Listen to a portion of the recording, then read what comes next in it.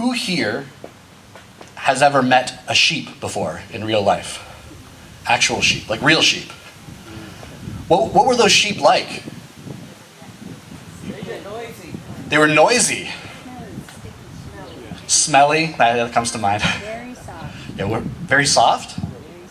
Oh, that's nice. Now, I actually have some friends who have raised sheep, because I am from the suburbs, so obviously I did not. And one of my friends, he grew up in Colorado. And he raised his sheep, he fed his sheep, he knew his sheep by name, and he could just whistle, and the sheep would come running to them. They knew he was a good, kind shepherd and came there.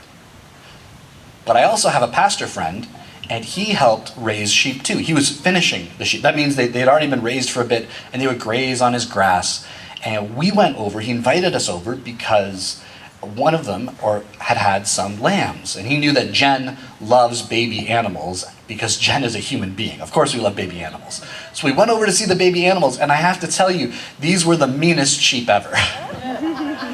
They stomped at us. He actually tried, my pastor friend, Brett, he picked up the sheep and he was trying to clean it off. The mother hadn't been caring for her sheep properly, and it had a lot of dung stuck to its backside, and it was really stinky. And I got a great picture of him cleaning it off and making a face. That makes the sheep look cute and him look, ugh. And we were able to hold the little baby sheep, and it was very cute, and it had a cute paw, and the mother was there trying to butt us with her head and stomp at us the whole time, even as we cared for the sheep. See, sometimes sheep can be intelligent and know where they're going, and sometimes sheep can be real dumb, right? They are not always the smartest animals, but maybe in those two stories, we recognize that it had less to do with the sheep and more to do with what they thought of their shepherd. Because one shepherd was caring for his sheep and doing all these great things. The other one just was raising them for the slaughter, and within weeks after we were there, they would no longer be around. Different kind of shepherds there. So today's passage includes a parable by Jesus. So parable is in some ways a word that maybe we're familiar with in churches, but parable just means Jesus is telling a story with a reason. There's a purpose behind it, and sometimes when Jesus tells parables, it's not always super clear what he's saying. It'll say in the Bible that he will go and explain that to his disciples in private, but other people don't always understand. When we look at the parables that we have in Luke chapter 15, there's actually 3 of them. We'll look at mostly the first one today, a little bit at the second. But it starts with a lamb being missing, or a sheep being missing, and a shepherd leaving the 99 to find one. We'll come back to that. Then there's a woman who has lost a valuable coin. It would have been quite a lot of money, a 1 of 10, and she looks for it until she finds it. And then it is a father with 2 sons. So there's this increasing value that is going on in the story. And if we just jump right to the stories, sometimes we can start to squint and try to see other meaning in there that we miss the purpose. Because parables are stories told with a purpose.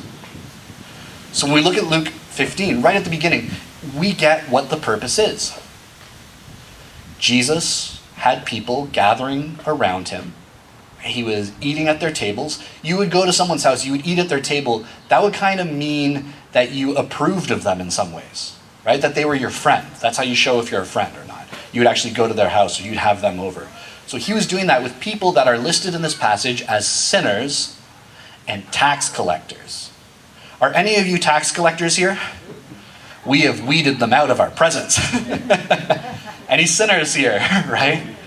Yeah, watch out. A couple in the back row were really quick to know that they were who they were. So in this context, then, we maybe have heard these terms a lot. So a sinner at this time is very much in relationship to these religious leaders who will be grumbling about them. They'll say the Pharisees and the teachers of the law. And what we need to hear when we see those names is those are the pastors.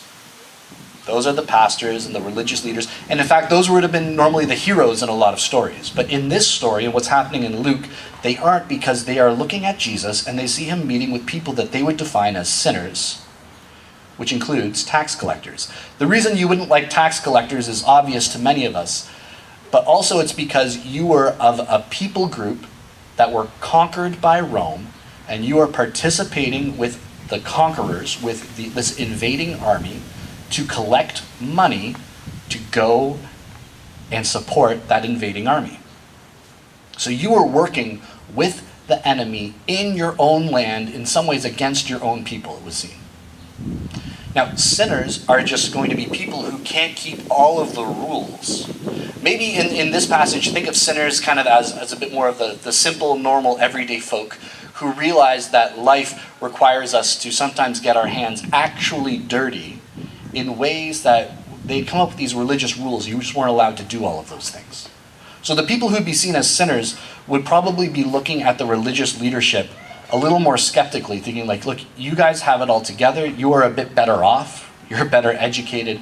Of course you can make these rules that you follow, but for those of us living in reality, we're just trying to get by. The sinners and the tax collectors found hope and peace and love in the presence of Jesus. They are gathering, they are going out to see him, to hear him. They want to not just hear him, they want to listen and be changed maybe by his words. There's something about him that is grabbing at them. And in the same way, we have Pharisees and teachers of the law who have noticed there's something different about Jesus, and they are also going to him to hear what he has to say. But they're doing it with a skeptical heart. Right? They're like, we do want to see these sinners and tax collectors turn around, but Jesus is being a little bit more welcoming than we're ready for. Right? Yes, of course, they should repent, but they should turn around and repent in such a way that follows the rules. Like we have rules and structures, Jesus. We have these set up. There's things they have to do. There's ways that they have to go about things, and you're just going and eating with them and being with them. What's up with that? We don't like that. Who do you think you are? And it is in that situation that Jesus tells these parables. So the first one, which I think we'll focus on, is of sheep. And there's this shepherd. And I love that there's this phrase Jesus uses here. He says, well, there were 99 sheep and one went missing. And he kind of implies, so of course, the shepherd leaves the 99 to find the one. To which everyone there who would probably all know sheep, they would all know shepherds, would go, no, you do not do that.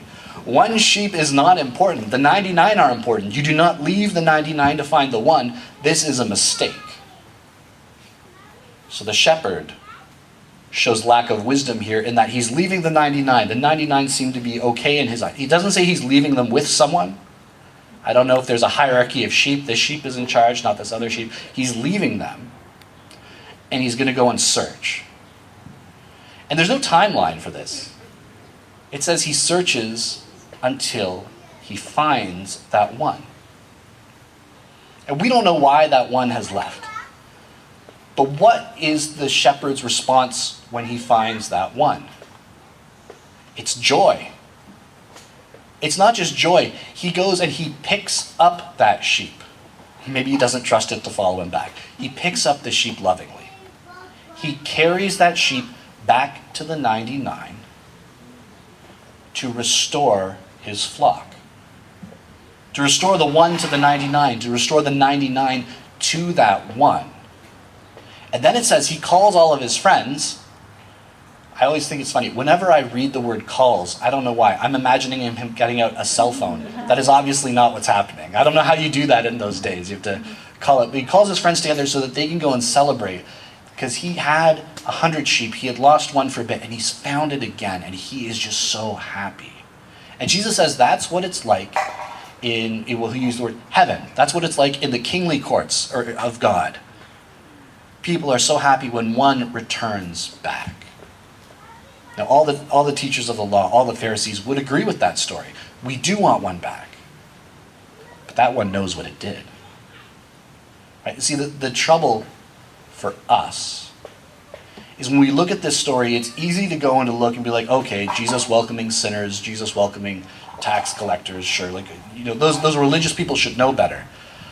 But there are people who, for our hearts, are tax collectors and sinners.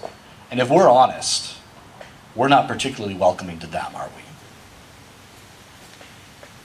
Sometimes maybe we miss and we start to see ourselves as this remnant. Like we have stayed here. Maybe as a church community, we have stayed here. We're doing okay, and we miss that there's maybe been that one that has lingered off. And maybe we didn't notice because the 99 are here. Or maybe we have missed the fact that as part of that 99 sheep who are trying to be faithful and we're showing up, we're being a part of the church, that maybe the reason that one has left is because of how we treated it. Maybe we nipped at it. Maybe we weren't very kind. Maybe we commented on how that sheep was dressed or something like that. Maybe we've just missed the fact that one sheep has wandered off and the other 99, no one went with it. We just let it go. Maybe if we're honest with ourselves, part of the problem is that people are pushed away because we are part of the ones who are doing that pushing, instead of being the ones who love. Now, Jesus gives this fantastic example. Same with the parable of the coin. A woman going and sweeping, looking all over until she finds it. It's the same story. Rejoicing again, calling all her friends together. We're going to party. I found that coin again. The joy of finding and bringing back together. When we look to Jesus, we see a good shepherd. When Jesus is telling this story, he's just talking about a good shepherd who goes above and beyond. This good shepherd who goes and looks until he finds. I've got a bug that has found me. Yes, buzz, buzz. Please get out of my collar. All right, we'll see how that goes. No, definitely down my shirt. How many Mennonite pastors does it take to dance? One and a bug. We'll have to see. What is Jesus? Jesus goes and looks, right? So first it comes that Jesus is the one who notices when someone is missing. Jesus will go and look until that one is found. The shepherd's response isn't anger at the sheep for leaving, which maybe if you've ever had kids and they've wandered off and you find them, you're relieved, but you're also like, what were you doing? Why did you do this to me? Yes, we were in a store and you thought you could put your face into the clothes and find Narnia, but I did not know where you were and I was afraid. And then now that responds in anger in some way. But that's not how the shepherd responds. He picks the sheep up gently. He lovingly carries the sheep back. He restores that sheep to the flock and then rejoices, has this party. What I would love for you to know today is that you, as one sheep, are loved. That Jesus will go and leave the 99 to find you, to pick you up and to carry you back in his arms because he loves you deeply. And out of that love, Jesus also invites us to follow his example. To follow his example of welcoming and rejoicing. To follow his example of restoring and bringing that hope. One of the things that I think is hard for us, maybe as church groups, is that we've operated on a very logical but limited system. The idea is that if someone were to come to be a part of us, the first thing they have to do is believe the right things, behave the right way, and then maybe eventually they will belong as part of us. And that makes sense.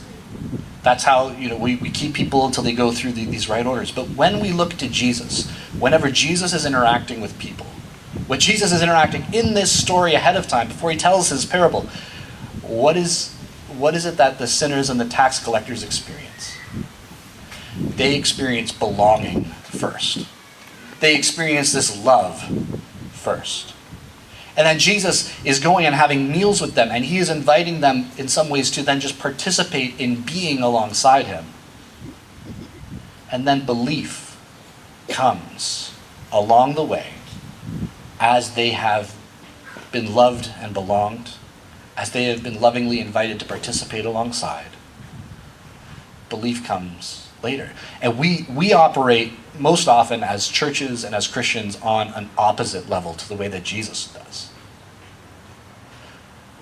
So then as we look to embody the love of Jesus, what are ways we can reach out in love so that other people can belong? There was someone here who was telling me about some of the things that had gone on, and I don't want to call him out. He'll be easy to pick out. He's in leadership, but he was saying, well, I've only been here 10 years, so, it's not really my church, it's their church. I was like, if you've been at a church for 10 years, it is long past being your church, right? Like, you are a part of things deeply. But to still have that feeling like maybe I'm not a part of things, maybe suggests to us that there's something about the way that we have welcomed, that we've had people belong, that keeps them at arm's length instead of bringing them in closely. Who is it that is the one that has left the 99 that you can go and search and find and love and carry and experience the love of Jesus through you? That's what Jesus invites us to do. And then to rejoice. I missed you. You haven't been here in a while. Where have you been? Versus, I'm so glad to see you. I'm just so glad to see you. I've been thinking about you. How are you? Tell me about everything. Welcoming versus accidentally pushing away. Jesus is the good shepherd who leaves the 99 to find the one and invites us to do the same.